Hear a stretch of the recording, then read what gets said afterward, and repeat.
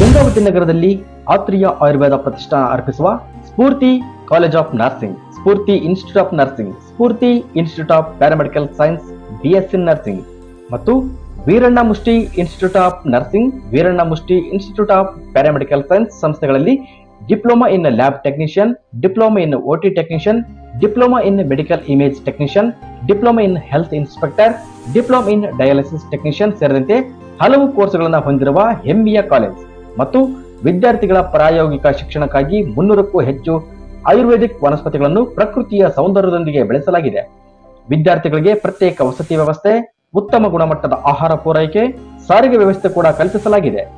35 ವರ್ಷಗಳ ಅನುಭವಿ ಪ್ರಾಂಶುಪಾಲರಾದ ಡಾಕ್ಟರ್ ಉಮೇಶ್ ವಿ ಪುರದ್ ಇವರ ಮಾರ್ಗದರ್ಶನದಲ್ಲಿ ನುರಿತ ತಜ್ಞ ವೈದ್ಯರು ವಿವಿಧ ವಿಭಾಗಗಳಲ್ಲಿ ಪರಿಣಿತಿ ಹೊಂದಿದ ಬೋಧಕ ಬೋಧಕೇತರ ಸಿಬ್ಬಂದಿಗಳನ್ನು ಹೊಂದಿ ಗುಣಾತ್ಮಕ ಶಿಕ್ಷಣ ನೀಡುತ್ತಿದೆ.